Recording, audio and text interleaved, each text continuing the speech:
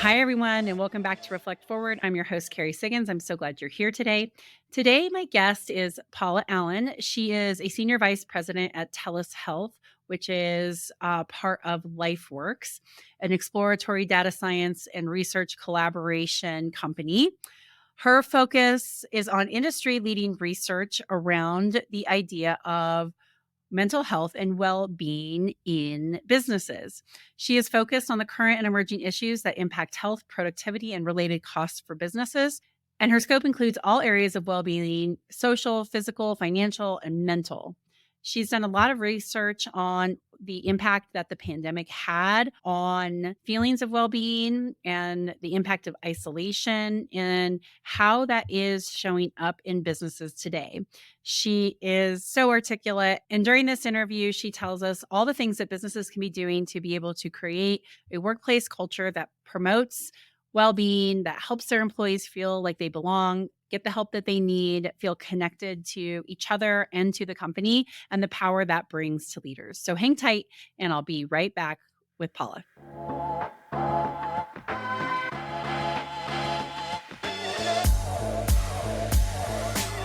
All right, everyone, welcome back. I have Paula Allen with me. Paula, thank you so much for joining me on the show today. Oh, it's my pleasure.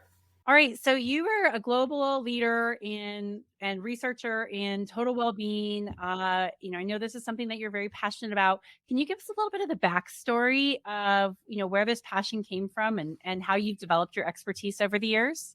My background is actually clinical. I did counseling and assessment, mostly working in the neuropsych area with children. And I had a wonderful experience there, learned a lot, and was part of a team I think that was extraordinary. And then I moved into working with adults. And unfortunately, I was less impressed with how adults were being treated in workplaces and basically with the system overall. It just seemed like when you passed a certain age, the attention to what your needs are declined. So I spent a fair bit of time working with people on disability leave, and then really wanted to get ahead of the parade. So I saw a lot of angst at the back end and spent a number of years looking at workplace training, benefits management, and ultimately took on a research role to help really kind of hone in on what does and doesn't make a difference as early as possible. So that is my story abbreviated. All right, you just recently released a mental health index report. And so talk a little bit about where that came from and what you found when you were doing this research. Yeah, well, the research, the mental health index itself was because you can't really improve what you don't measure it. And measures around workplace mental health are really kind of messy. A lot of them are delayed. A lot of them focus on only people who have used services, not the entire population. It just really didn't seem like we had a single measure that could be used across plans and organizations. So we started developing it in 2017 and launched on a monthly basis in April of 2020. Saw a massive decline in mental health in April of 2020 and have been tracking it ever since. So the ups and the downs, and very importantly, really testing hypotheses around the things that do make a difference. So that's basically something that's available free of charge on our website at Telus Health because we want people to have the information to help with the insights and the decisions. And so what was the thing that was most surprising that came out of this? Well, we've had a number of things that have been surprising over the past while, but I'll tell you a couple that come to mind. Prior to the pandemic, interestingly enough, we did see a bit of a gap in terms of our mental health scores based on generation. So those who are over 40 tended to have slightly higher scores. Those who are under 40 tended to have lower scores.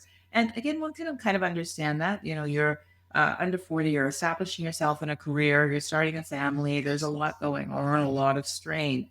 But what was fascinating is at the beginning of the pandemic, we saw increase in that gap. So under 40s were impacted a lot more. And now the gap is even larger than it was at the beginning of the pandemic. So we really have kind of put in motion through a lot of the disruption and the isolation that we had over the last 3 years, something that is more negatively impacting those who are younger than those who are more established. And so why what are some of the reasons? Do you have a hypothesis or even data to show this is what's going on? Yeah, well, I have both. I have hypotheses and I do have data.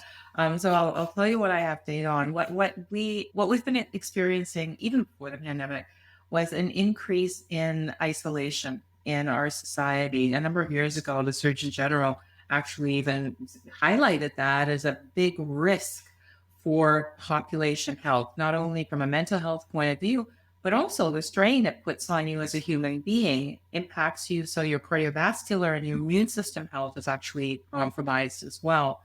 So we've been seeing this increase in isolation, and we've been seeing that impact those who are younger even more. One of the things that we found is that those who are younger are 1.5 times more likely to feel isolated. We've also found that the quality of friendships has deteriorated significantly to the point now where people are, they're not actually feeling what a friendship should feel, which is accepted and supported. So seeing that a lot more in the younger generation.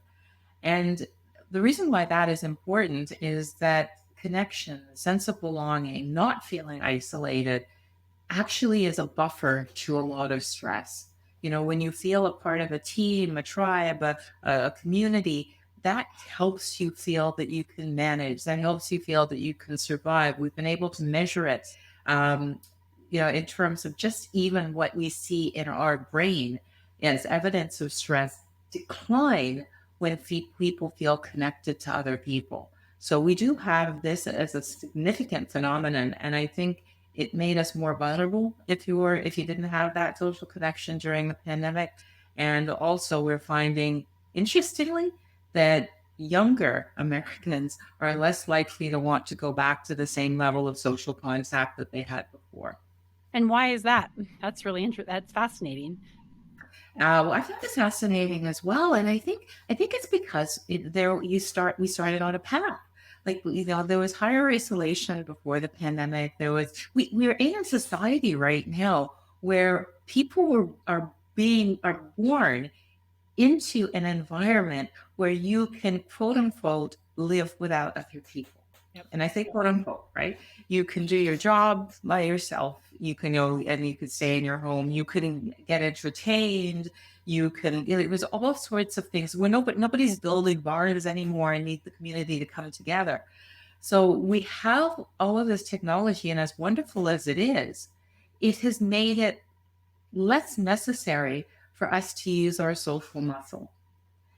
So think about it like when we had an industrial revolution, we had cars and we had these machines, and it made it less necessary for us to use physical muscle. Well, the cars and machines are great, but you not using your physical muscle is not great. Like, we have to become intentional and, walk more and go to the gym in order to keep healthy. The exact parallel is happening right now in terms of our mental well-being. And, unless we have that awareness that even if it feels uncomfortable, and it's feeling more uncomfortable now, by the way, because we were so used to it over the past three years, kind of making our worlds a little bit smaller, we got into a habit. You have to be intentional about getting out of that habit, even if it's not a great habit. Yep, agreed. Okay, so how does all of this translate into the workplace and the impact that it's having on leaders being able to manage, grow, scale their teams and their companies? And big impact. So one of the things that we track in the mental health index is we also track the impact on productivity of mental distraction. So emotional issues that are, getting in the way of you being as productive as you otherwise would be. And we found that same phenomenon. It's increased, and it's increasing at a faster rate in the younger population. And sometimes that's masked. It was masked in a big way in the beginning of the pandemic, where people were working extra hours. and continues to be masked when people actually have to put in more effort. Like you're less productive because you're more distracted, you procrastinate a little bit more, all of these things. So, in order to get the job done, you have to do things that ultimately might lead you to burning out. So, you can just see the impact on the workplace. If you have people who are not able to focus as much, you're going to have impact. If you have people who are making up for that by working extra hours, you're going to have risk. If you have people's well-being not in a great place, guess what the first things that get impacted are is your higher level functioning, your innovation, your creativity, your customer service, all the things that make a difference in our people powered economy. So we have CEOs all over the place talking about productivity and people are not as productive and this, that, and the other. And a lot of them are looking to solve it by getting people back into the workplace. Our data says solve it by providing mental health supports to your people. Yep. Yep. I totally agree. We have a hybrid workplace here at Stone Age, and I love some of the research that I've read talking about that. Many leaders think that their culture is actually better than what their employees rated at. So I was like, God, I wonder if that's my company too. But we do so much emphasis on well-being and connection.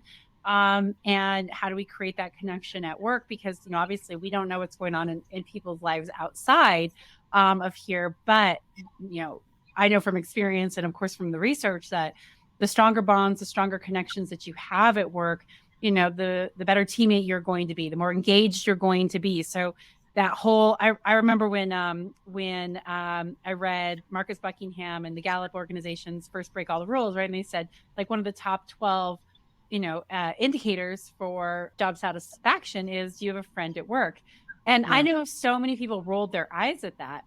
But it's so important to have that connection, that focus on well-being, and not just hope that when you force people back together that that's somehow going to fix it when we're not fixing the root issue. So I totally agree with you that that's where the focus needs to be. How many business leaders are doing that though? Are you seeing more and more? Well, a couple of things. Number one, I'm not one of the ones who rolled my eyes around the friend at work thing. I know that research and know it well. And I do think that some leaders are paying attention. So this is what we observed at the beginning, and apologies for referring back to the pandemic so much, but it was the point where things started to accelerate. It's not like they changed. It's just that the trends that we saw really accelerated. We saw leaders really paying attention, like even intuitively without the data, they knew that if their people weren't in a good place, their business wasn't going to be in a good place. So we saw a lot of that focus. We measured what that focus did. And those employers who really did prioritize employee mental health, their people did better. They didn't do things that were outside of the ordinary in an obvious sense. They talked about mental health. They had all employee calls. The CEO was sometimes involved with them. They did training for the managers around how to deal with situations and support their employees through the difficult time. They made sure that they had services such as employee assistance program and sometimes added more services. So they did some really fundamental things and their people did better. What's been happening right now is that the focus on that it hasn't gone away, but it's been overshadowed by other things. And I think it really needs to come back because people are still in a vulnerable place. And it's not like when you actually think about what is necessary, it's not outside of the box. At the very least, people need to feel safe, psychologically safe. So being in an environment where you're not going to be berated, that you can speak your mind, you can be who you are, that you can feel respected. If you do not have that, if you have the opposite, then your brain is engaged with risk as opposed to work, and it locks that way. So it's not good for work. It's not good for productivity. If you have that sense of belonging, as you were saying, if you have that sense of connection and shared purpose, if you have people who you like and you have an interest in and they like you and they have an interest, it adds to your mental well-being and adds to your productivity. If you feel that your company is innovative, creative, as opposed to stagnant, then that adds something else on top. So there is a hierarchy, and all of those things that are good for people, I can draw a very straight line in terms of how they are good for business as well. So I gave a keynote a couple of months ago on how to build people-centric teams and companies, and we're employee-owned, and so we teach people how to think and act like owners. And we have one of our three values is be a great teammate, and we help people understand what that means: that responsibility, that accountability, that connection. And one of the audience members asked me, "Well, what happens when I'm a leader of a team and I work for a company who doesn't care about those things? What can I do?" And so I'm really curious of what your answer would be. Like, okay, let's say you work in a big, huge company and it's really hard to change corporate culture to focus on well-being.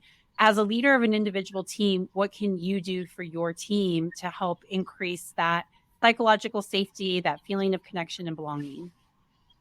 Yeah, well, the leader is very powerful in that situation because the leader can amplify or negate the culture. So you have an environment where maybe that's not overall part of the situation, but your employees' experience is largely going to be with you.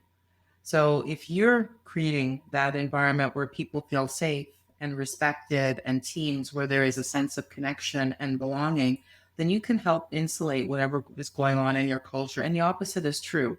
You can have a fabulous culture, but if you as a manager don't live that, then you can actually destroy the impact as well, which is why manager training is so important to get at least that base.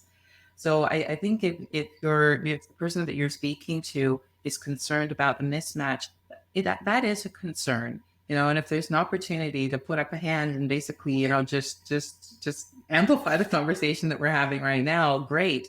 But in the meantime, behave the way you would like your organization to behave. Be the manager that you know is important for your employees. I love that. Responsibility is the foundation for everything.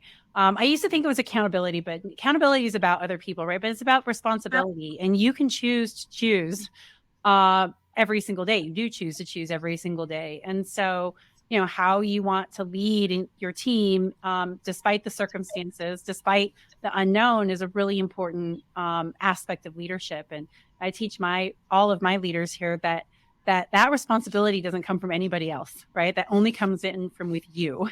And so if you decide you want to be a leader of a really healthy team who builds those connections that inspires creativity and makes people feel like they belong, you can choose to do that despite what your corporate culture is. But responsibility is such a key in all of this, and I don't think it's talked about enough in leadership and the responsibility that we have for our teams and our companies. How do you see responsibility playing into all of this? Well, I mean, I agree completely and absolutely with everything that you said. I mean, if you as a manager are responsible for really the well-being and the health of your team. And when I say well-being, it's just making sure that your team is functioning in the best way. So managers paying attention to their behavior is one thing. There's one aspect that I'll add though, is almost every manager at some point in their career is going to have an employee who is struggling, and struggling, perhaps because of a mental health issue. You see that behavior change. You sort of know in your gut that something is wrong. And part of the responsibility is just to have a human response. Like if we saw somebody fall off a ladder or get hit by a car, we wouldn't walk away. Like you go to the person, you make sure, ask them that you show that you care more than anything else, and make sure that somebody is available to help them. If you're not a physician, you would make sure that they have access to that help, that you would show that you care. You wouldn't turn your back. Many of us turn our back when we see somebody struggling and we feel it's because of an emotional issue. And we do that because we've learned over the years to be scared of mental health, and to say, oh, I don't want to disrupt that person. I don't want to embarrass them. I don't want to this, that, and the other. The main thing is to be a human being. If you see somebody is struggling, you can say, Kate, John, Barry, whoever, you know, I have noticed a change. This is the way things used to be. this is the way it is now, and I'm concerned. So just even being objective, you're not saying, I think you might have an alcohol problem or I think you might be depressed. You're just seeing that there's a change. You're being respectful because you're not making assumptions. But the other part of that sentence is I'm concerned. I care. You know, do you want to talk? Is there anything that I can do? And then just listen. You don't have to be the fixer. You're not a therapist, likely. So you're not going to be able to fix. Even a therapist isn't going to be able to fix something in a 5 minute conversation. You just want to show the person that they are not alone. And if you have an EAP in your company, give them that information so they can take the next step. But the main thing is don't ignore and make sure that people don't feel alone. That's all. So we do train managers to have these conversations. But if you don't have the benefit of that training, try to remember just, if you're a human being with another human being, what you would do if you saw a physical ailment, we probably have more wisdom than we give ourselves credit for in terms of handling these situations. Yeah, I know. I think a lot of people, they get uncomfortable in emotional situations. And so, right, like what happens when a person starts crying? What do I do? Well, you hand them a tissue, right?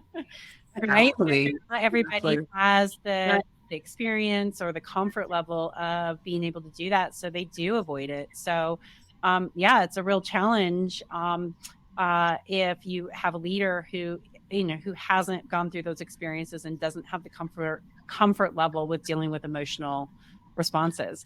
So, what would you do if a leader is listening here who's like, yeah, no, people should just leave their stuff at home. I don't want anybody crying in my office. Is there something that you could besides just human response, be human, have a response that invokes humanity? Is there any advice that you have for one of those leaders to be able to like help themselves get more comfortable in those emotional situations? Well, a lot of the times we're uncomfortable because we have this desire to fix the situation. I don't know how to fix it, so I don't want to have the conversation. If you remove that from your thinking, then you'll be a lot more comfortable. And the whole point around, people should leave their stuff at home. Probably they tried. Yeah. Almost everybody tries, but sometimes it just gets overwhelming. Like we don't become another human being when we come into the workplace.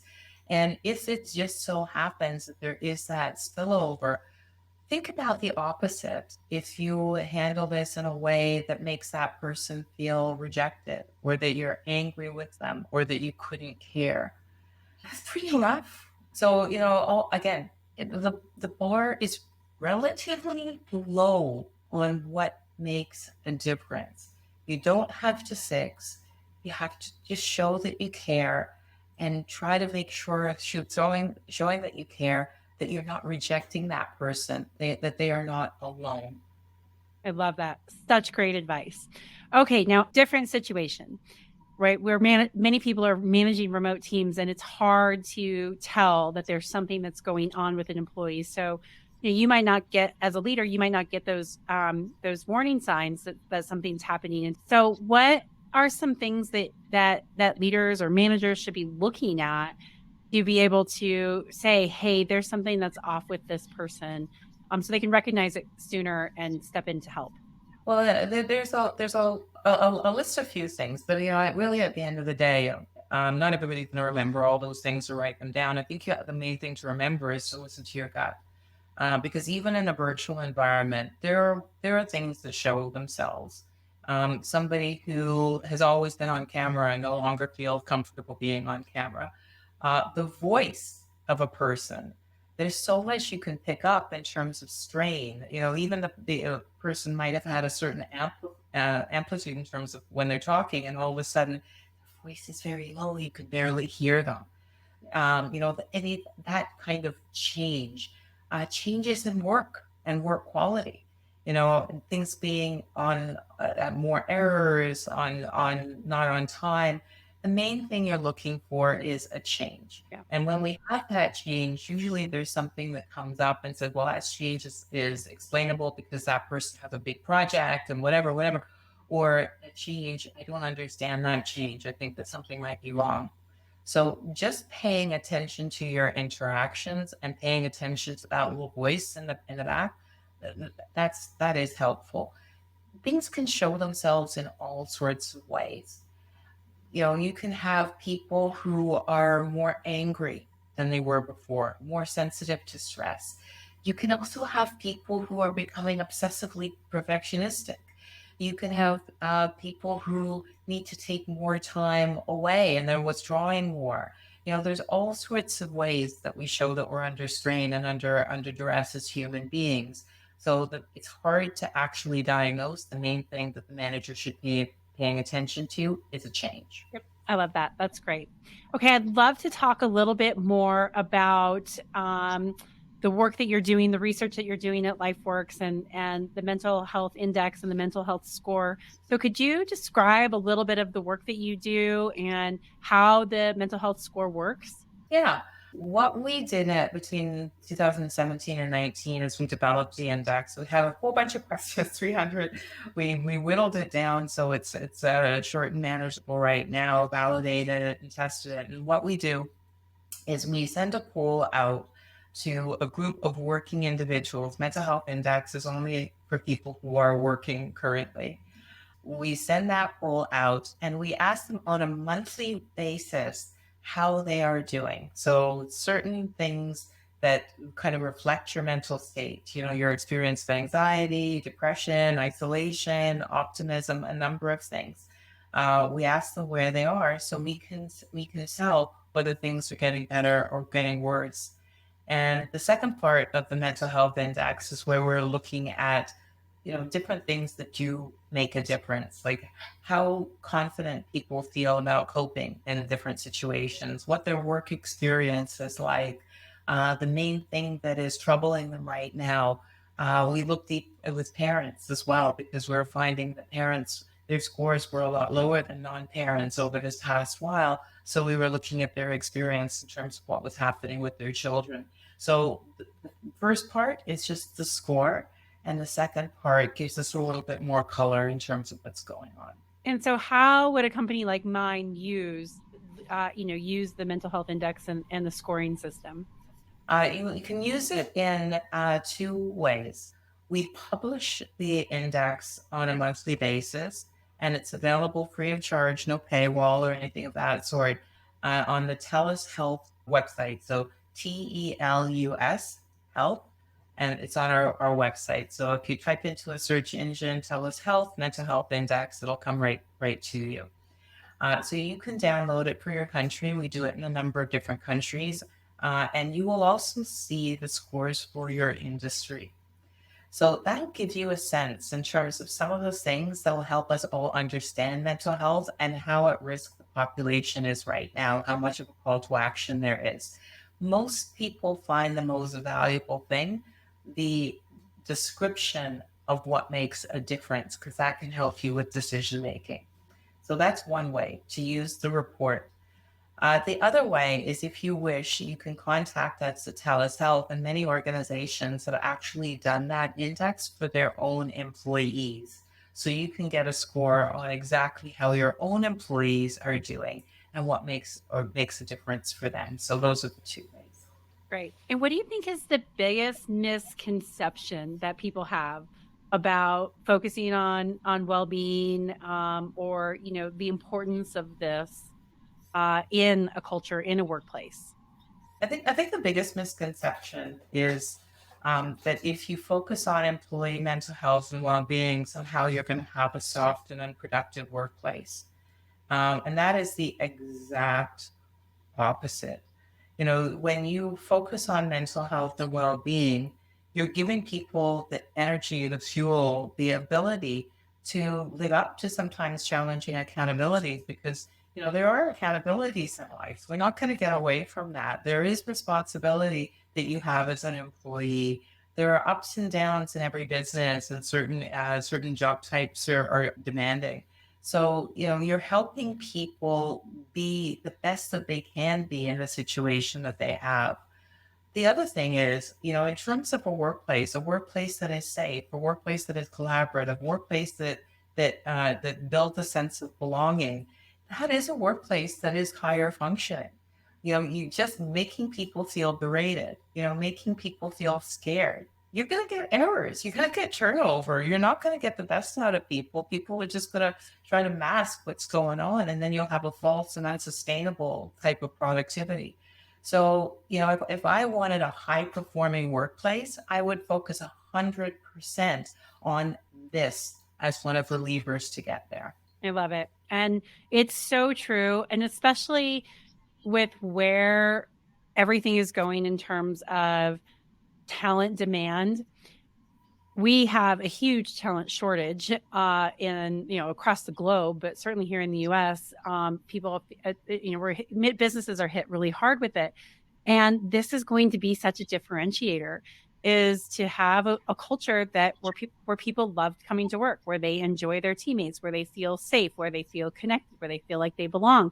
And it's a competitive advantage. I wrote an article in Forbes a couple of months ago that said how to use your culture as a competitive advantage, because when you are going to be out there with everybody else trying to attract and retain talent that you need to grow your business, it has to be a great place to work. You cannot just, throw benefits at people.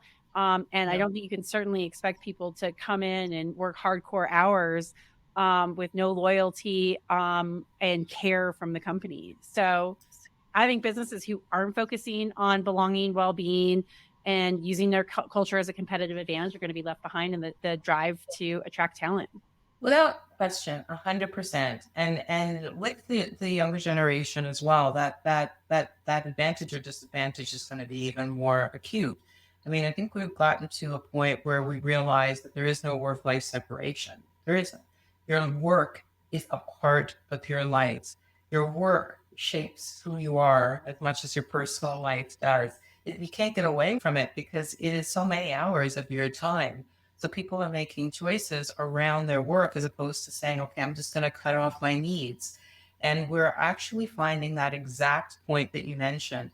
31 to 35%, depending on the industry, of those under 40 would prefer an organization that supports their mental health and well-being over 10% more salary. It's 22% for those who are older. So it's still there, but it's less intense than those who are younger. Well, I will tell you, coming from, my before coming to Stone Age and running this company, which has been a long time now, but I was one of those people that was like, my job is my job. I'm just a paycheck player. And then I have my life. And then now that I've matured and I've also seen what it's like to work in an organization, to lead an organization who really truly prioritize their employees, I've fallen in love with what I do so much. And so I agree with you. There is no separation, right? My work is a significant part of my life, but I love what I do. So it enriches my life. It is fulfilling. It's interesting. It's challenging. Are there times that are really tough and I struggle? Absolutely. But because I feel connected, I have strong mental health, I feel like I belong here because I'm supported by my board of directors, because we've built this amazing team that I get to come into every day. Like, my job is so fulfilling. I couldn't imagine being anywhere else. And I want that for every single one of my employees, because I know my loyalty to this company. I know my engagement to this company, what I give to this company is really, really powerful, but it would not be there if I didn't feel safe, like I belong, like it is a fulfilling and meaningful part of my life. So, boy, and leaders have that. A lot of leaders have that. And why shouldn't their employees have that? Right? They have more autonomy to make decisions and have more control over their work. So, they might be more happier in those roles. Why wouldn't they want that for their employees? And there is a big gap between leadership and individual contributors, and in that feeling of like, oh yeah, I'm really satisfied with my career. Everything that you said was so well said. I mean, would any leader stand up and logically say, like, I want to make sure that my workplace is as terrible as it possibly can be. I want to make sure that people come in and feel drained. I want to make sure that they have virtually no support and that they're terrified in every single move. Like, Sometimes people behave in a way, but they don't articulate what that behavior is. But it doesn't make sense for you to have that as an objective. Well, if it doesn't, then the opposite really should be your objective. I love that. That's such a great way to put it. Those words would never come out of any leader's mouth. But they do. They create cultures that are like that. That's really well put. All right, I have two last questions before we wrap things up. So the first one, the name of this podcast is Reflect Forward. In context of everything that we've been talking about today, what does Reflect Forward mean to you? Reflect forward to me is a beautiful juxtaposition of words. I think we only move forward if we reflect on what's happening right now. I believe completely that people have to be realistic, eyes open, have information, and that's the only way that you will have the tools to be progressive, the tools to move forward, and the thinking in order to be optimistic. If you hide, then you're gonna end up crashing a little bit. If you reflect and you're honest, you will move forward. I love that. Thank you. All right. And if you had one piece of advice for leaders looking to be the very best at what they do, what would that be? Create the environment that you want for yourself. It's so simple. Not always easy, but so simple. Well, the things that are simple are sometimes the things that we ignore. So I was about to add 4 or 5 sentences on top of that, and then I just said no. At the end of the day, you as a leader, you have power to shape an environment. If you want to be in an environment if you lead, if you are honest with yourself, if you reflect about what it is that makes you your best, whether it's in your past or your present or whatever it is, you have the insight to understand the things that drive human behavior. People probably can tell you the best and worst job experience that they had. Well, think about that a little bit. What made that good one? Good. How productive were you when you were in that environment compared to the other one? So you have that knowledge, use it, and then try to create it. And then you're in a good place. I love it. Thank you so much. All right, Paula, I'll include all this in the show notes, but what's the best way to find you, to learn more about what you're doing? Obviously you put the website in earlier. I'll include that as well, but where would you direct people? So definitely the Telus Health website that has a number of pieces of good information, the mental health index, but we also have other research briefs where, we provide services to help employers support their employees. But as part of that, we also provide knowledge and insights to help employers make good decisions. And anyone is more than free to connect or follow me, Paula Allen on LinkedIn. Awesome. Wonderful. Thank you so much. Well, I really appreciate you taking the time and sharing your expertise with me today. This was a fabulous interview, near and dear to my heart. And I hope every leader listens to it because you are spot on in all your advice. Well, thanks for the great opportunity for this conversation and lovely meeting you. Perfect. All right. Hang tight, everybody. I'll be right back.